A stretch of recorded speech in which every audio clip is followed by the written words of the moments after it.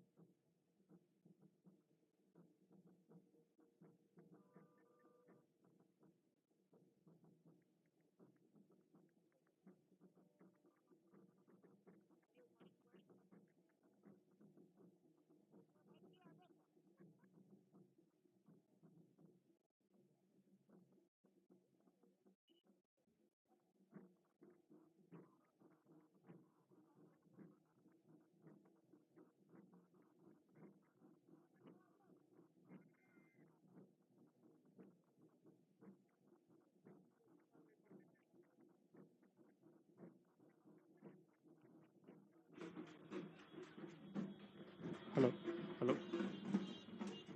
Hello hello hello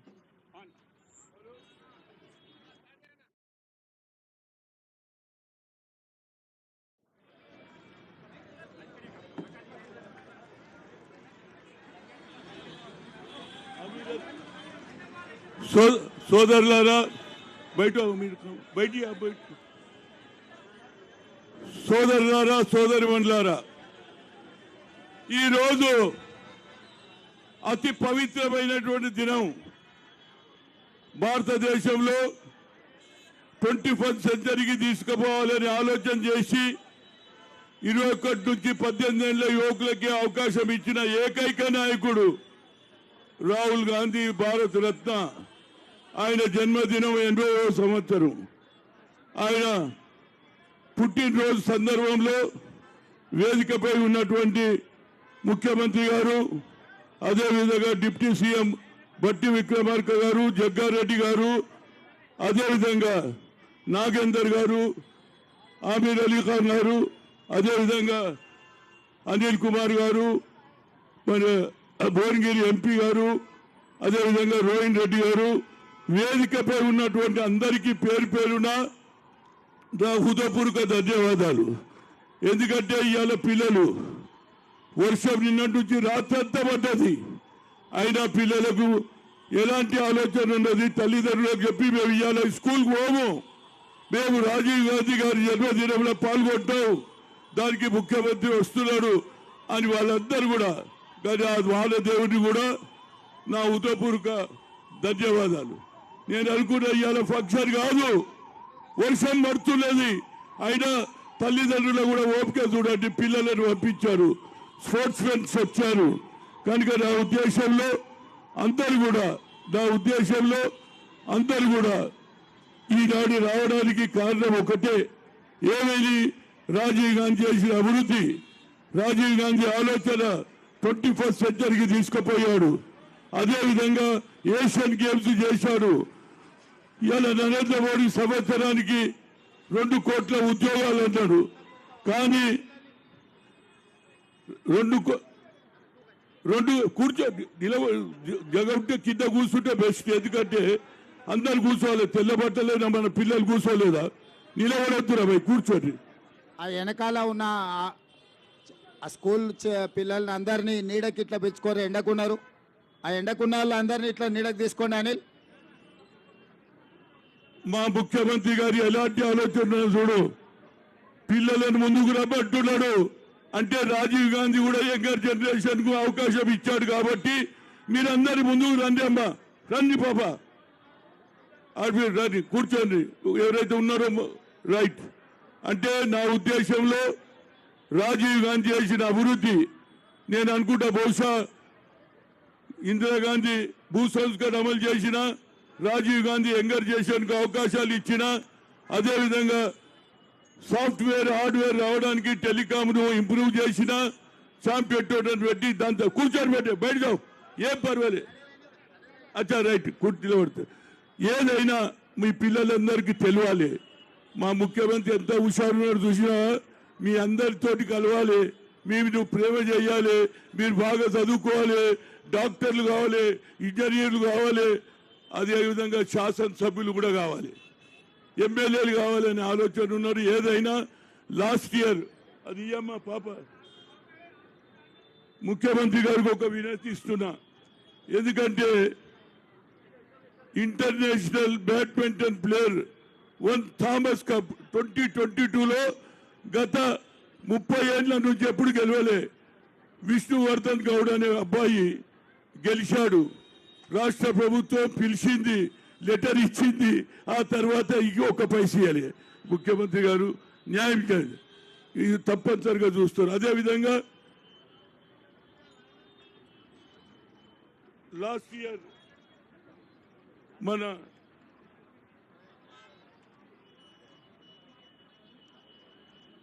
cricket player ఏం పేరు పేరు క్రికెట్ శ్రావణి లాస్ట్ ఇయర్ నేను 1000 ఇచ్చిన. ఆ తర్వాత అమ్మాయి ఏది లీగల్ మ్యాచ్లు ఆడడానికి శ్రీలంక మలేషియా పోయింది. ఇప్పుడు ఆ 11 ఎందుకంటే సంవత్సరానికి ఏది 1000 నెలకు 1000 ఇస్తా, ఒక బాయ్కి ఒక గర్ల్కి. ఎందుకంటే రాజీవ్ గాంధీ ఏషియన్ గేమ్ చేశాడు కాబట్టి ఆమెకి ఇస్తా. ఇప్పుడు గత 11 నెలల నుంచి నేను చూస్తున్నా, అమ్మాయి రమ్మంటే ఎప్పటికీ ప్రాక్టీస్ పోతుంది. ఇప్పుడు కర్ణాటక ఒకసారి బాంబే పోతుంది. కాబట్టి ఇవాళ ఆ అమ్మాయికి 11,000 ముఖ్యమంత్రితో ఇప్పిస్తా. అదేవిధంగా లాస్ట్ లో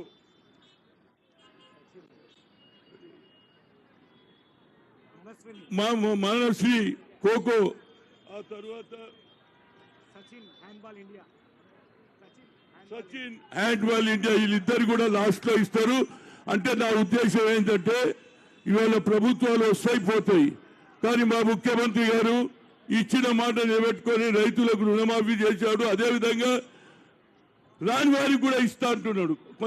కొంత ఆలస్యమైన ఇస్తామేమో, కానీ దాన్ని కూడా ప్రపోగండా చేస్తున్నారు. అన్నిటికంటే నాకు బాధ ఏంటంటే రాజీవ్ గాంధీ స్టాచ్యూ సెక్రటరియట్ ముందు పెడుతుంటే ఒక నాయకుడు అంటాడు దాన్ని కూలగొడతా అంటాడు, ఇంకో నాయకుడు అంటాడు ఇంటర్నేషనల్ ఎయిర్పోర్ట్ కూడా తీసేస్తా అంటాడు. ఎక్కడ న్యాయం రాబాయి ఇది? నువ్వు తెలుగు తల్లి పెడితే మేము వద్దన్నావు రాబాయి, నువ్వు పెట్టుకున్నావాడా? ఇది ఎక్కడ అన్యాయం అండి? నువ్వు తీసేస్తా, స్టాచ్యూ పడగొడతా. అదే మీ నాయన ఎక్కడికి వెళ్ళి వచ్చిండు? ఆనాడు యువజన కాంగ్రెస్ లో నేను ప్రెసిడెంట్, నువ్వు నీ నాయన వైస్ ప్రెసిడెంట్, చంద్రబాబు కూడా నా వైస్ ప్రెసిడెంట్. వీళ్ళందరూ కూడా కాంగ్రెస్కి వెళ్ళి వచ్చినా లేరా బాబు? మీ కొత్త హిస్టరీ ఏం లేదు. మీరు ఎందుకు కోల్పోయిందంటే బీఆర్ఎస్ తీసి ఏదైతే టిఆర్ఎస్ తీసి బీఆర్ఎస్ పెట్టినప్పుడే తెలుగు తల్లిని మర్చిపోయిందా బాబు? ఇక నువ్వు తెలుగు తల్లి చెప్తావేది? నువ్వు పెడితే మేము వద్దన్నామా? నువ్వు ప్రగతి భవన్ కట్టించిన మేము కూలగొట్టాంలా భయ్, నువ్వు సెక్రటరీ కట్టిస్తే మేము కూలగొట్టామా? నువ్వు అన్ని ఏంది ఇది? ఇది కేవలం రోజు రాహుల్ గాంధీ గారు కన్యాకుమారి నుంచి కశ్మీర్ తిరిగిన తర్వాత ప్రజలలో ఒక విశ్వాసం ఏర్పడింది. ఏమని? నేను పవర్లో వస్తే బడుగు బలైన వర్గాలకు న్యాయం చేస్తాడు, ఎక్స్రే అన్నాడు, జిత్తిన హిస్సేదారి ఉద్యమం కులగానే చేస్తా అన్నాడు. కనుక ఆయనకు ఆలోచన వచ్చింది. 240 సీట్లు వచ్చినా ఇంకొక 30-25 వస్తే ఈ దేశ కా ప్రధానమంత్రి రాహుల్ గాంధీ बनता. ఇప్పుడు ఆయన అపోజిషన్ లీడర్ ఉన్నాడు. తప్పనిసరిగా పార్లమెంట్ లో బిల్లు పెడితే ఓబీసీ ఎంపీస్ గా గతంలో IIT, IIM, all India institute of medical తో సుప్రీంకోర్టు కొట్టేస్తే సోనియా గాంధీ మళ్ళా మన్మోహన్ సింగ్ బిల్ పాస్ అయిందా లేదా? అదేవిధంగా రాహుల్ గాంధీ గారు బిల్లు పెడితే రాష్ట్ర మొత్తంలో, దేశం మొత్తంలో ఎంపీలను కూడగొట్టి, అదేవిధంగా మా ముఖ్యమంత్రి వారికి ధన్యవాదాలు. అసెంబ్లీలో బిల్లు పెట్టారు. కులగణన మీద 150 కోట్లు కూడా ఇచ్చారు. కులగణన మొదలు పెట్టండి, ఆ తర్వాతనే ఎలక్షన్ పెట్టాలని కోరుతూ ఇప్పటికే చాలా ఎక్కువ మాట్లాడినా హనుమంతరావుకు మైకి ఇస్తే ఎక్కువ మాట్లాడుతుంటున్నాడు. కనుక నా ఉద్దేశంలో ఆయన కొద్దిగా లేటు వచ్చింది కాబట్టి నేను కూడా ఒక అడ్వాంటేజ్ తీసుకున్నా. ఇప్పుడు నా ఉద్దేశంలో दीपा मुंशी गाరు మాట్లాడతారు, మన इंचार्ज वाले। मैं हमारे बहन से रिक्वेस्ट कर रहा हूँ, वो आप आके राजीव गांधी के बारे में कुछ बोलना चाहिए। आप इंचार्ज है, आपके जमाने में कांग्रेस सरकार भी आई और रेवंत रेड्डी सीएम बना, डिप्टी सीएम भट्टी विक्रमन। मैं आपसे गुजारिश करूं।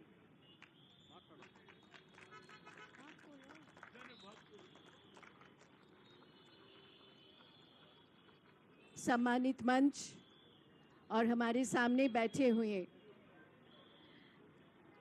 सारे कांग्रेस कार्यकर्ता और हमारे छोटे छोटे भाई बहन, आप स्कूल में पढ़ते हो, राजीव गांधी के नाम जरूर सुना है, जो हमारे पूर्व प्रधानमंत्री रहे देश के, और उनका बेटा राहुल गांधी और प्रियंका गांधी के नाम भी सुने होंगे। तो ये एक परिवार है, जो परिवार देश के स्वतंत्रता के लिए लड़े, देश के भविष्य के तरक्की के लिए लड़े। और राजीव गांधी का एक विजन था कि हमारे देश 2000 सन के बाद शिक्षा, प्रयुक्ति सब में 1 नंबर पे चला जाएगा। लेकिन बड़ी दुख की बात है कि उनको बम से उड़ाया दिया गया, उनका मौत हो गई। लेकिन अभी भी गांधी परिवार की विचारधारा, हमारे कांग्रेस के विचारधारा से हम लोग चल रहे हैं और इस बार सरकार आए हैं उसी विचारधारा के राह पर चलते हुए। और राजीव गांधी के सपना, जो 18 वर्ष के बच्चों को, हम बच्चे ही बोलते थे, 18 साल के युवा को वोट के अधिकार देना, महिलाओं को पंचायती राज में हिस्सेदार बनाना और देश के तरक्की करना, जो आईटी रेवोल्यूशन, आज हैदराबाद सिटी को आईटी हब हम कहते हैं, उस आईटी रेवोल्यूशन की शुरुआत राजीव गांधी के हाथ से हुआ था। तो ऐसे बात जो राजीव गांधी सपना देखा, उसको साकार करने के लिए अभी रेवंत रेड्डी जी के सरकार, भट्टी जी के सरकार, हमारी कांग्रेस सरकार सदा काम पे लगे रहे हैं कि राजीव जी का वो सपना साकार करे और हैदराबाद को और भी अच्छे जगह पर पहुंचा दे। और तेलंगाना राष्ट्र, जो कि नई राष्ट्र है, उसको तरक्की हो, यहाँ पे युवाओं को काम मिले, यहाँ पे किसानों को राहत मिले। राहत मिल चुका है, लोन वेवर हो गया है और बहुत सारे काम जो हमारे मैनिफेस्टो में हम लोगों ने लिखा था वो कामयाब बनाए। राजीव गांधी के जन्म दिवस पर ये हमारा शपथ है कि उनके राह पर चलेंगे, सोनिया जी के राह पर चलेंगे, राहुल गांधी के मत पर चल के, उनके हाथ पकड़ के और प्रियंका जी के साथ चल के हम लोग देश को और भी कामयाब बनाएंगे। जय हिंद, वंदे मातरम।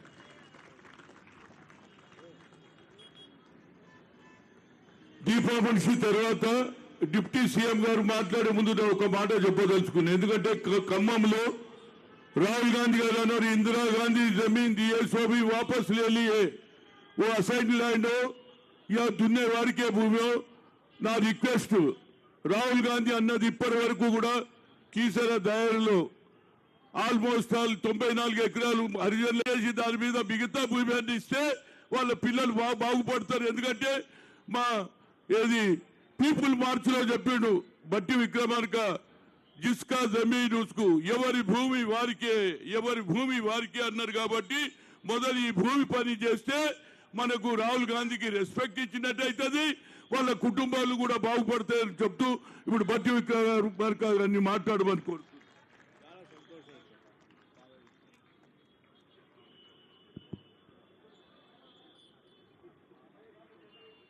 రాష్ట్ర ముఖ్యమంత్రి వర్యులు గౌరవ శ్రీ రేవంత్ రెడ్డి గారికి, అఖిల భారత కాంగ్రెస్ కమిటీ మన రాష్ట్ర ఇన్ఛార్జి శ్రీమతి దీపాదాస్ మున్షి గారికి, మరి అనేక సంవత్సరాలుగా రాజీవ్ గాంధీ జయంతిని వర్ధంతిని కూడా ప్రత్యేకంగా శ్రద్ధ తీసుకొని నిర్వహిస్తున్నటువంటి మాజీ పార్లమెంటు సభ్యులు, మాజీ మంత్రివర్యులు కూడా, మాజీ రాష్ట్ర కాంగ్రెస్ కమిటీ అధ్యక్షులు కూడా అయినటువంటి హనుమంతరావు గారికి, మరి మాజీ మంత్రివర్యులు శాసనసభ్యులు నాగేందర్ గారికి, పార్లమెంటు సభ్యులు అనిల్ కుమార్ యాదవ్ గారికి, అట్లాగే జిల్లా కాంగ్రెస్ కమిటీ అధ్యక్షులు రోహన్ రెడ్డి గారికి, మరో పార్లమెంటు సభ్యులు చామల కిరణ్ రెడ్డి గారికి, అట్లాగే నాతో శాసనసభ్యులుగా ప్రతిపక్షంలో టీఆర్ఎస్ పార్టీపై నిరంతరం పోరాటం చేసినటువంటి మిత్రుడు జగ్గారెడ్డి గారికి, మేయర్ గారికి, శాసన మండలి సభ్యులకి, అమర్ అలీ ఖాన్ గారికి, అట్లాగే కార్పొరేషన్ చైర్మన్లకి, కార్యక్రమానికి ఇక్కడికి ఇచ్చేసినటువంటి ఇతర మిత్రులందరికీ, ముఖ్యంగా చిన్నారులకి, పాత్రికేయ మిత్రులకి, కాంగ్రెస్ పార్టీ అభిమానులందరికీ కూడా ముందుగా నా హృదయపూర్వకమైనటువంటి నమస్కారాలు తెలియజేస్తా ఉన్నాను. మిత్రులారా, రాజీవ్ గాంధీ జయంతి సందర్భంగా గత 18 సంవత్సరాలుగా ఇక్కడ విగ్రహాన్ని ఏర్పాటు చేసి జయంతి కార్యక్రమాలు చేస్తూ, ఇది 19వ సంవత్సరం హనుమంతరావు గారు ప్రత్యేక శ్రద్ధ తీసుకొని చేస్తూ ఉన్నారు. హనుమంతరావు గారికి, రాజీవ్ గాంధీ గారికి చాలా సన్నిహిత సంబంధాలు ఉండేవి. నేను కూడా ఆ రోజు యువజన కాంగ్రెస్ కమిటీలో ఉండి వారి సన్నిహిత సంబంధాలని ప్రత్యక్షంగా చూసేటువంటి అవకాశం కూడా నాకు కలిగింది. ఆనాడు ఉమ్మడి ఆంధ్రప్రదేశ్లో పెద్ద ఎత్తున తుఫాను వస్తే ఆనాడు విశాఖపట్నం నుంచి కాకినాడ వరకు 3 రోజులు రోడ్డు ప్రయాణాన ప్రతి ఒక్కళ్ళని పరామర్శిస్తూ జీబులో ప్రయాణం చేసినటువంటి ఆ 3 రోజుల సంఘటనలు కూడా బాగా గుర్తున్నాయి. చాలా ఇబ్బందులు ఉన్నప్పటికి కూడా ప్రజల అవసరాలు తీర్చడం కోసం రాత్రనక పగలనక పనిచేసినటువంటి ఆనాటి ప్రధాని శ్రీ రాజీవ్ గాంధీ గారిని గుర్తు చేసుకోవటం మనందరి బాధ్యత, కర్తవ్యంగా భావిస్తూ ఉన్నాను. ఎందుకనంటే ఆనాడు, ఈరోజు చాలామంది ప్రధానమంత్రులు వస్తూ ఉన్నారు, పోతూ ఉన్నారు. మరి ఆనాడు మిస్టర్ క్లీన్గా ప్రధానమంత్రిగా ప్రపంచ దేశాల్లోనే భారత ప్రధాని అంటే ఒక గొప్ప దార్శనికుడిగా గుర్తింపు తీసుకొచ్చినటువంటి రాజీవ్ గాంధీ గారు ఈ దేశానికి అనేక పునాదులు వేసి వెళ్ళారు. టెక్నాలజీ మిషన్స్ అని చెప్పి ఈరోజు సీడాట్ ఫోన్ను మనందరం ఈరోజు మొబైల్ ఫోన్లు ఇంత విస్తృతంగా మాట్లాడుతున్నాం. ప్రపంచవ్యాప్తంగా అందరితో కమ్యూనికేషన్ నెట్వర్క్ ఉందనంటే ఆనాడు రాజీవ్ గాంధీ గారు తీసుకొచ్చినటువంటి కార్యక్రమమే. అట్లాగే పాల ఉత్పత్తిలో కానీ ప్రతి పల్లెకి మంచినీళ్ళు ఇవ్వాలనేటువంటి ఆలోచనతో డ్రింకింగ్ వాటర్ టెక్నాలజీ మిషన్ తీసుకొచ్చింది కూడా రాజీవ్ గాంధీ గారే. మరి యువత పెద్ద ఎత్తున దేశ పాలనలో భాగస్వాములు కావాలని చెప్పి 18 సంవత్సరాలకే ఓటు హక్కును తీసుకొచ్చింది కూడా రాజీవ్ గాంధీ గారే. ఒకనాడు ఆయన ప్రధానమంత్రిగా విదేశాల్లో పర్యటన చేస్తూ ఆ రోజు చెప్పినటువంటి మాటలు ఈరోజు మన భారతదేశాన్ని ప్రపంచముఖంగా పెద్ద ఎత్తున ఉంచాయి. ఆ సమావేశంలో భారతదేశం ఇండస్ట్రియల్ రెవల్యూషన్ మిస్ అయింది. ఇండస్ట్రియల్ రెవల్యూషన్ని భారతదేశం మిస్ అయింది. We miss industrial revolution, but we can't afford to miss the computer revolution అని చెప్పి ఆ వచ్చే కంప్యూటర్ రెవల్యూషన్ని ప్రపంచంలో భారతదేశం కూడా పాలు పంచుకునేటట్టుగా అందులో ప్రముఖ పాత్ర వహించేటట్టుగా ఆనాడు ఆయన ప్రధానమంత్రిగా నిర్ణయాలు చేశారు. కాబట్టే ఈరోజు భారతదేశంలో కంప్యూటర్ రంగంలో అనేక మంది విద్యార్థులు చదువుకోవటానికి కానీ లేకపోతే ప్రపంచవ్యాప్తంగా ఉన్నటువంటి సంస్థల్లో భారతీయులే పెద్ద ఎత్తున ముందుండి పనిచేసేటువంటి అవకాశం కానీ ఆనాడు రాజీవ్ గాంధీ గారు వేసినటువంటి పునాదుల ద్వారానే జరిగాయి. ఈరోజు చాలామంది రాష్ట్ర విభజన జరిగిన తర్వాత నేను అమెరికాలో చదువుకొని వచ్చాను, ఈ దేశాన్ని లేకపోతే ఈ రాష్ట్రాన్ని అద్భుతంగా కంప్యూటర్ రంగంలో ముందుకు తీసుకొని పోతున్నానని చెప్పినటువంటి కొద్దిమంది మంత్రులకి గత చరిత్ర మరిచిపోయి మాట్లాడుతున్నట్టుగా కనిపిస్తూ ఉంది. హైదరాబాద్ ఐటీ రంగం ఈరోజు ప్రపంచవ్యాప్తంగా పెద్ద ఎత్తున ఉత్పత్తులు జరుగుతూ ఉన్నాయంటే ఆనాడు రాజీవ్ గాంధీ గారి సూచన మేరకు ఆనాడు ఈ రాష్ట్ర ముఖ్యమంత్రిగా కాంగ్రెస్ ప్రభుత్వంలో జనార్దన్ రెడ్డి గారు మాదాపూర్లో ఫౌండేషన్ స్టోన్ వేసి ఆ తర్వాత వచ్చినటువంటి ముఖ్యమంత్రులు పెద్ద ఎత్తున ఈ ఐటీ రంగాన్ని ముందుకు తీసుకొని పోయారు. కాబట్టే ఆటోమోడ్లో ఇది అభివృద్ధి చెందుతూ ముందుకు పోతా ఉంది. ఆ ముందుకు పోతున్న క్రమాన్ని నేను ఐటీ మంత్రిగా ఉండి ఏదేదో పెద్ద చేశానని చెప్తే సభలో కూడా చెప్పాము, ఇప్పుడు కూడా చెప్తా ఉన్నాం. ఈనాడు హైదరాబాద్ నగరం అభివృద్ధి చెందుతున్నా, పరిసర ప్రాంతాలు అభివృద్ధి చెందుతున్నా వీటన్నిటికీ ఆనాటి కాంగ్రెస్ ప్రభుత్వాలు వేసినటువంటి పునాదుల వల్లనే జరుగుతూ ఉన్నాయి. వాటిని ముందుకు తీసుకొని పోయే కార్యక్రమంలో భాగంగా ఈరోజు రాష్ట్ర ముఖ్యమంత్రిగా రేవంత్ రెడ్డి గారు కానీ లేకపోతే రాష్ట్ర మంత్రి మండలి కానీ అందరూ పెద్ద సంకల్ప బలంతో అకుంఠ దృష్టితో ఈ రాష్ట్ర అభివృద్ధి కోసం పనిచేస్తూ ఉన్నారు. ఈరోజు మొన్న మీరు చూసి ఉండుంటారు, ముఖ్యమంత్రి రేవంత్ రెడ్డి గారు అట్లాగే పారిశ్రామిక ఇండస్ట్రీ మంత్రిగా ఉన్నటువంటి ఐటీ మంత్రి శ్రీధర్ బాబు గారు ఇద్దరు కూడా ప్రపంచవ్యాప్తంగా పర్యటనలు చేసి అటు అమెరికాలో కొరియాలో కూడా ఉన్నటువంటి పారిశ్రామికవేత్తలతో మాట్లాడి దాదాపు 36,000 కోట్ల రూపాయల పెట్టుబడుల్ని హైదరాబాద్ నగరానికి తీసుకొని రావటం కోసం వారంతా మాట్లాడుకొని వచ్చారు. ఈరోజు అంత పెద్ద ఎత్తున నిధులు తీసుకొని వస్తే ముఖ్యమంత్రి గారు ఈడ కూర్చున్న ఒక ఆయన మాట్లాడుతూ ఉంటాడు, ఆడబోయి ఎవరో ఏదో కంపెనీతో ఎంఓయూ చేసుకొని వచ్చారని. అరే కంపెనీలతో ఎంఓయూ చేసుకొని వస్తేనే ఇక్కడ పెట్టుబడులు వస్తాయి. ఎంఓయూలు చేసుకోకుండా 4 గోడల మధ్యలో మీలాగా ఏడ కోటల్లోనో లేదా గడిల్లో కూర్చొని మాట్లాడితే రాష్ట్రానికి రావు, మీకు మాత్రమే వస్తాయి. రాష్ట్ర ముఖ్యమంత్రి రాష్ట్రాన్ని దేవటానికి ప్రయత్నం చేస్తున్నాడు, ఆయన సొంతం తెచ్చుకోవడం కోసం ప్రయత్నం చేయట్లే. అది మీకు మాకు ఉన్నటువంటి తేడా. ఆలోచించేయండి.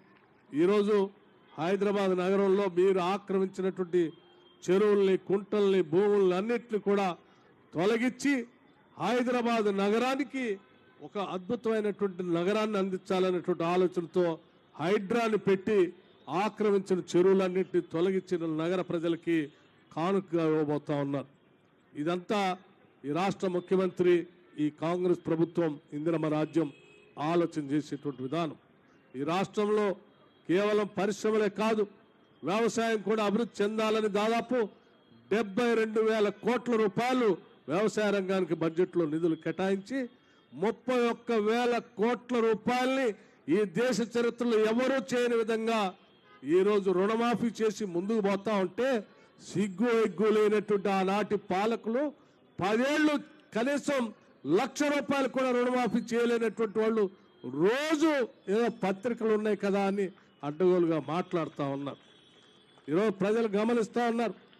10 ఏళ్ళు ₹1,00,000 చేయనటువంటి వాళ్ళు 10 రోజుల్లో ₹2,00,000 రుణమాఫీ చేసిన కాంగ్రెస్ ప్రభుత్వం గొప్పదా, లేదా 10 ఏళ్ళు ₹1,00,000 కూడా చేయనటువంటి మీరా మాట్లాడేదని రైతులు వచ్చి వాళ్ళని మాట్లాడుతూ ఉంటే కూడా ఇంకా బుద్ధి లేక ఏదో సోషల్ మీడియా ఉంది కదా అని అడ్డగోలుగా మాట్లాడుతూ ఉన్నారు. రుణమాఫీయే కాదు, ఈ ప్రభుత్వం, కాంగ్రెస్ ప్రభుత్వం చెప్పిన ప్రతి గ్యారంటీని చేసుకుంటూ ముందుకు పోతా ఉంది. యంగ్ ఇండియా పేరు మీద అనేకం చేసుకుంటూ పోతా ఉన్నారు. వాటికి సంబంధించినటువంటి సమగ్రమైనటువంటి ప్రణాళికని రాష్ట్ర ముఖ్యమంత్రి గారు ఈ రాష్ట్రానికి, దేశానికి కూడా వివరిస్తారు. అద్భుతంగా ప్రణాళికలు తయారు చేస్తూ ఉన్నారు. ఈ రాష్ట్రం ఈ దేశంతో కాదు ప్రపంచంతో పోటీ పడేటట్టుగా తెలంగాణ రాష్ట్రాన్ని ముందుకు తీసుకుపోవాలనేటువంటి సంకల్పంతో ముందుకు పోతున్నటువంటి ఈ ప్రభుత్వాన్ని ఈ ఇందిరమ్మ రాజ్యాన్ని ఆస్వాదించాల్సిందిగా మీ అందరినీ కోరుతూ, ఆనాటి ప్రధాని రాజీవ్ గాంధీ గారి టెక్నాలజీ మిషన్స్ అన్నింటినీ కూడా ముందుకు తీసుకొని పోతామని, అట్లాగే హనుమంతరావు గారు చెప్పినటువంటి ఈ భూములకు సంబంధించినటువంటి సమస్య ధరణి అంటే ధనవంతుల కోసమే లేకపోతే భూస్వాముల కోసమే పెట్టినటువంటి ఆ ధరణిని బంగాళాఖాతంలో వేస్తామని ఎన్నికల కంటే ముందు చెప్పాం. దానికి కట్టుబడి ఈరోజు ధరణికి సంబంధించిన చర్చని శాసనసభలో పెట్టాం.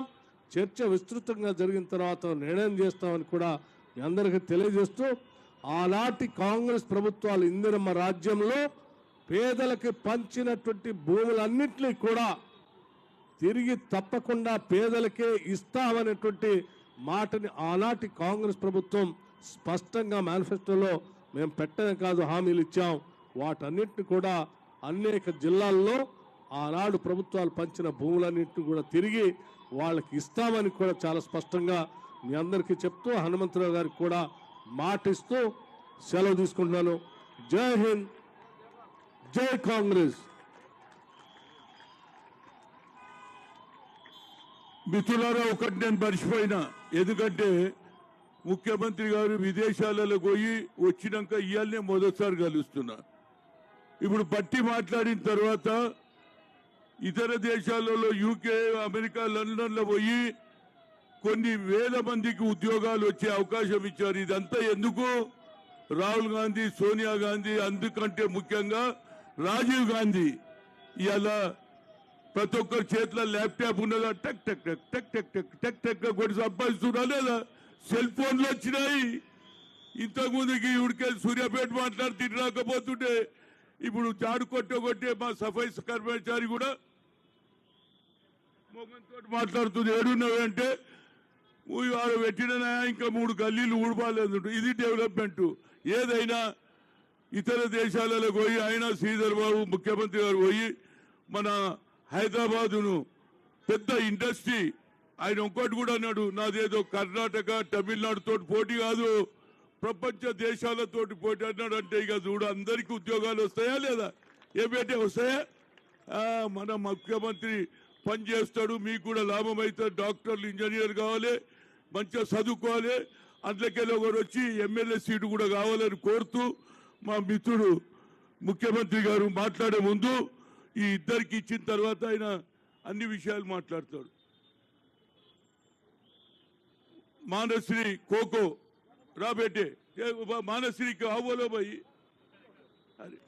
రైట్ బేटे, ఈమె కోకో అందులో 100 ప్రతి నెల 1000 రూపాయలు వస్తాయి బేటే నీకు. Okay. Next Sachin handball, Sachin handball లేదు ఈయన నువ్వు ఇండియా ప్లేయర్ అండి. Sachin handball India player. అమ్మాయి పేరు అరే ఆ పిల్ల పేరు రమ్మన్ India Ranji player. Right. Sravani రాబేటే, లాస్ట్ ఇయర్ నువ్వే ఇచ్చినావు 1000. ఆ తర్వాత స్పోర్ట్స్ ఆడుతుంది పోయింది. మిగతా 11,000 ఇస్తున్నా నీ చేతితో, లేకుంటే హనుమంతరావు పైసలు కొట్టిండనే పేరు వస్తుంది నాకెందుకు. ఇచ్చేబెట్టే, she's a cricket player, SC అమ్మాయి. Right right right. Every year ఇట్లనే ఇస్తాం, మీరు బాగా ఆడుండ్రి, గోల్డ్ మెడల్ తీసుకురావాలి. విష్ణువర్ధన్ అండి. Vishnuvardhan Reddy, Vishnuvardhan Reddy, Vishnuvardhan come here. Last year ఈయనకి ఇచ్చిండు, 2022లో గెలిచిండు, ముఖ్యమంత్రి ఇచ్చిండు, మళ్ళా ఎగగొట్టిండు. ఇక నువ్వు ఇవ్వాలి, నీకు అది లెటర్ ఇచ్చేస్తాడు. Thank you, thank you, welcome. Right right, thank you. Right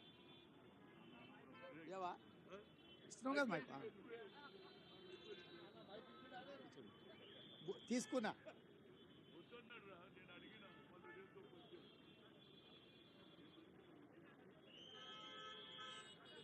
స్వర్గీయ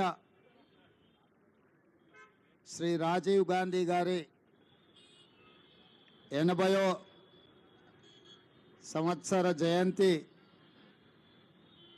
పెద్దలు మాజీ రాజ్యసభ సభ్యులు మాజీ ఆంధ్రప్రదేశ్ కాంగ్రెస్ పార్టీ అధ్యక్షులు మాజీ మంత్రివర్యులు వి హనుమంతరావు గారి నేతృత్వంలో ఈరోజు గొప్ప కార్యక్రమాన్ని ఏర్పాటు చేసి ఈ జయంతి ఉత్సవాలకు నాతో పాటు ఉప ముఖ్యమంత్రి వర్యులు బట్టి విక్రమార్క గారిని, AICC general secretary Telangana incharge Deepa Das Munshi గారిని, అదేవిధంగా హైదరాబాదు నగర మేయర్ గద్వాల విజయలక్ష్మి గారిని, మాజీ మంత్రివర్యులు దానం నాగేందర్ గారిని, అదేవిధంగా రాజ్యసభ సభ్యులు మిత్రుడు అనిల్ కుమార్ యాదవ్ గారిని, అదేవిధంగా కంటోన్మెంట్ శాసనసభ్యులు శ్రీ గణేష్ గారిని, శాసన మండలి నూతన సభ్యులు ఆమెర్ అలీ ఖాన్ గారిని, ఖైరతాబాద్ జిల్లా పార్టీ అధ్యక్షుడు డాక్టర్ రోహిన్ రెడ్డి గారిని, మనందరి నాయకుడు మాస్ లీడర్ జగ్గారెడ్డి గారిని, వేదిక మీద చాలామంది పెద్దల్ని ఆహ్వానించి భువనగిరి లోక్సభ సభ్యులు చామల కిరణ్ రెడ్డి గారిని, అదేవిధంగా రాజీవ్ గాంధీ వారసులైన విద్యార్థులందరినీ కార్యక్రమానికి ఆహ్వానించి ఈ దేశ యువతకు ఒక స్ఫూర్తినిచ్చిన రాజీవ్ గాంధీ గారి జయంతిని అద్భుతంగా నిర్వహించినందుకు పెద్దలు వి హనుమంతరావు గారిని మనస్ఫూర్తిగా నేను అభినందిస్తున్నా. రాజీవ్ గాంధీ ఒక స్ఫూర్తి.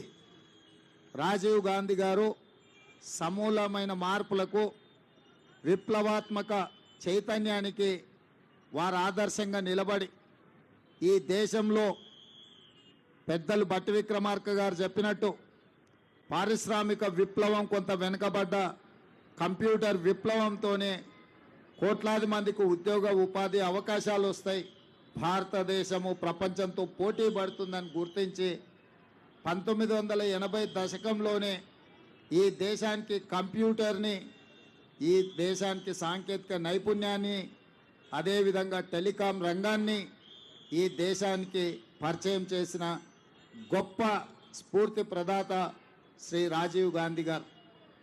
వారు ఓన్లీ టెక్నాలజీనే కాకుండా సామాజిక చైతన్యం ఉన్న స్థానిక సంస్థలలో పల్లెలే పట్టుగొమ్మలని మహాత్మా గాంధీ గారు ఏదైతే చెప్పినరో ఆ స్ఫూర్తితోని స్థానిక సంస్థలకు ప్రత్యక్షంగా కేంద్ర ప్రభుత్వం నుంచి నిధులు వచ్చే విధంగా రాజ్యాంగ సవరణ ద్వారా 73, 74 రాజ్యాంగ సవరణ ద్వారా గ్రామ పంచాయతీలకే అధికారాలను కట్టబెట్టి గ్రామాల మీద అభివృద్ధి జరిగినప్పుడే ఈ దేశం అభివృద్ధి జరుగుతుందని రాజ్యాంగ సవరణలు తీసుకురావడం ద్వారా పంచాయతీరాజ్ వ్యవస్థల్ని మరింత బలోపేతం చేసింది శ్రీ రాజీవ్ గాంధీ గారు.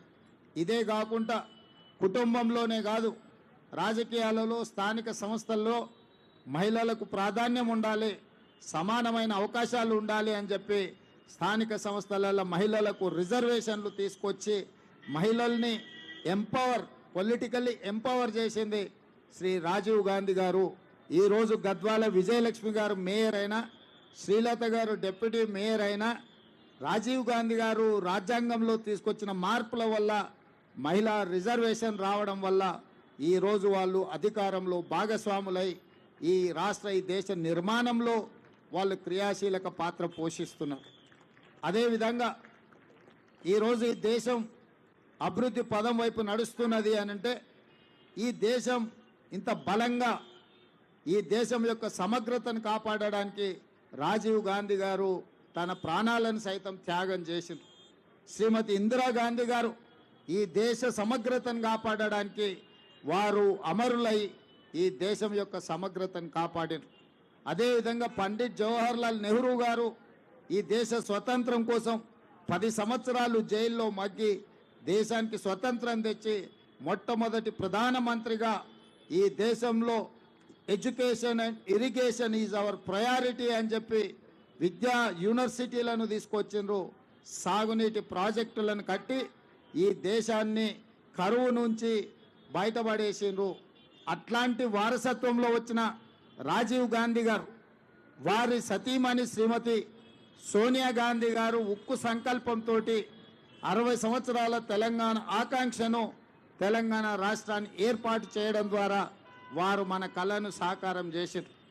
అంత గొప్ప స్ఫూర్తి ప్రదాత అయిన తెలంగాణ రాష్ట్రాన్ని ఇచ్చిన శ్రీమతి సోనియా గాంధీ గారికి భర్త, శ్రీమతి ఇందిరాగాంధీ గారికి పుత్రుడు, పండిత్ జవహర్లాల్ నెహ్రూ గారి మనమడు, ఈ దేశ ప్రధానమంత్రి రాజీవ్ గాంధీ గారి విగ్రహాన్ని సచివాలయం ముందు పెడితే కొంతమంది సన్నాసుల విగ్రహాన్ని తొలగిస్తామని ఈరోజు మాట్లాడుతున్నారు.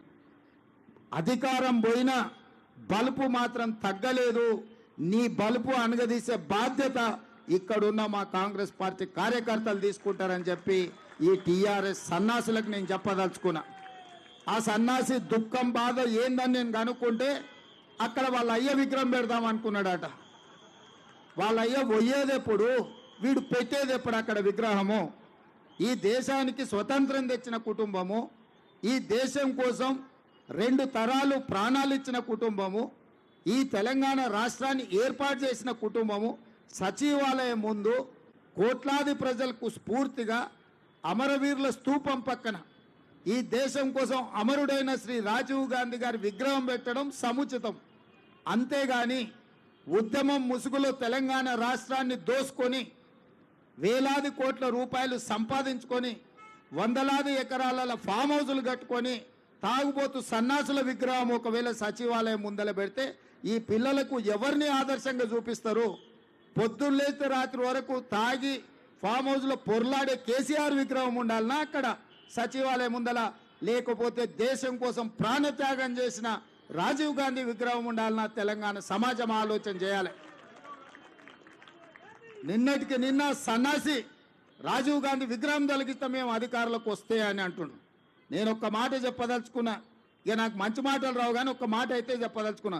ఎవడైనా శాతనైతే వచ్చి రాజీవ్ గాంధీ విగ్రహం మీద చేయి పెట్టారు బిడ్డ, చెప్పు లేకపోతే చూస్తా నేను. నీ అయ్యా విగ్రహం కోసం, దేశం కోసం ప్రాణాలు ఇచ్చిన రాజీవ్ గాంధీ విగ్రహాన్ని తీస్తావా నువ్వు? నీకు అధికారం అనేది కళలో మాట, కళలో కూడా నీకు అధికారం రాదు. అసెంబ్లీ ఎన్నికల్లో 39 సీట్లు ఇస్తే, పార్లమెంట్లో వస్తే 7 సీట్లలో డిపాజిట్ పోయింది, 15 సీట్లలో 3rd ప్లేస్లో వచ్చిన సన్నాసి నీ పార్టీ మళ్ళీ అధికారంలోకి వస్తుందా? నీవు మళ్ళీ రాజీవ్ గాంధీ విగ్రహాన్ని తీస్తా అని మాట్లాడతావా? చింతమడకకు పోతావు బిడ్డ నువ్వు అనుకుంటున్నావు. ఈ చింతపండు అవుతుంది అక్కడికి గిన వస్తే. ఆయనకి ఇప్పుడు తెలంగాణ తల్లి గుర్తొచ్చింది. ఇన్ని రోజులు గాడిదలను కాసినవా? 10 సంవత్సరాలు తెలంగాణ తల్లి విగ్రహం పెట్టాలని సన్నాసి తెలంగాణ గురించి మాట్లాడే నైతిక హక్కు నీకెక్కడదని నేను అడగదలుచుకున్నా. అందుకే పెద్దలు బట్టి విక్రమార్క గారి అనుమతితోని డిసెంబర్ 9, 2024 నాడు సచివాలయం లోపలనే తెలంగాణ తల్లి విగ్రహం పెట్టే బాధ్యత మేము తీసుకుంటాం.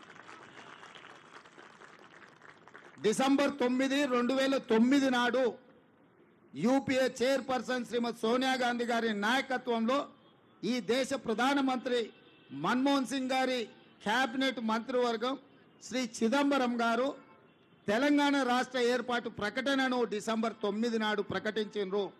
ఇదే కాకుండా మన నాయకురాలు శ్రీమతి సోనియా గాంధీ గారి జన్మదినం కూడా డిసెంబర్ 9. ఖచ్చితంగా తెలంగాణ తల్లి విగ్రహం సచివాలయం బయట కాదు, సచివాలయం లోపల తెలంగాణ తల్లి విగ్రహాన్ని ప్రతిష్ఠించే బాధ్యత నేను, మా మిత్రుడు బట్టి విక్రమార్క గారు తీసుకుంటాం. హైదరాబాద్ నగరంలో మా హనుమంతన నాయకత్వంలో ఈ కార్యక్రమాన్ని చేపడతాం. మా చిత్తశుద్ధిని, మా నైతికతను ఏ సన్నాసి ప్రశ్నించాల్సిన అవసరం లేదు. మీలాక మేము తాగుబోతులం కాదు, రాత్రి కోటి పొద్దున కోటి మాట్లాడడానికి, లేకపోతే మాట్లాడింది మర్చిపోయి మళ్ళా కొత్తది మాట్లాడడానికి మేమెవరము మీలాంటి తాగుబోతు సన్నాసులం కాదని ఈ వేదిక మీద నుంచి నేను చెప్పదలుచుకున్నా. నువ్వు ఎప్పుడొస్తావు రాజీవ్ గాంధీ విగ్రహాన్ని తీయడానికి? తారీఖు చెప్పు, మా జగ్గాన్నకి చెప్తా, మా జగ్గాన్న వచ్చి అక్కడ ఉంటాడు. అప్పుడు తెలుస్తుంది బిడ్డ నీకు రాజీవ్ గాంధీ విగ్రహాన్ని ముట్టుకుంటే ఏమవుతుందో. అప్పుడు కానీ నీకు అర్థం కాదు. అందుకే ఈరోజు ఈ దేశ యువతకు స్ఫూర్తి ప్రదాత శ్రీ రాజీవ్ గాంధీ గారు వారి జయంతి సందర్భంగా మా హనుమంతన్న కొంతమంది క్రీడాకారులకు సన్మానం చేసిండ్రు, ఆర్థిక సహాయాన్ని వారికి తోసిన విధంగా చేసిండ్రు. అందుకే ఈరోజు ఈ రాష్ట్రంలో, ఈ దేశంలో మొన్న జరిగిన ఒలింపిక్స్లో మన పర్ఫార్మెన్సు ఏమాత్రం బాగా లేదు. సౌత్ కొరియా లాంటి చిన్న దేశానికి 32 పథకాలు వచ్చినాయి. నేను సౌత్ కొరియాలో ఒక యూనివర్సిటీకి పోతే ఓన్లీ 1 యూనివర్సిటీలో 16 పథకాలు వచ్చినాయి. ఒకే ఒక అమ్మాయికి 3 గోల్డ్ మెడల్స్ వచ్చినాయి. వాళ్ళని చూసి నేర్చుకోవాల్సిన అవసరం ఉంది. అందుకే సౌత్ కొరియన్ స్పోర్ట్స్ యూనివర్సిటీ లాగా యంగ్ ఇండియా స్పోర్ట్స్ యూనివర్సిటీని తెలంగాణలో ప్రారంభిస్తున్నాం.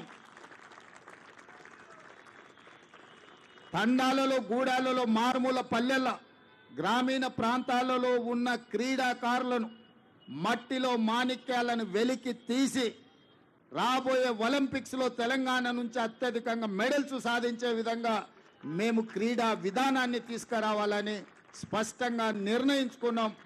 ఆ యూనివర్సిటీ పేరు యంగ్ ఇండియా స్పోర్ట్స్ యూనివర్సిటీ.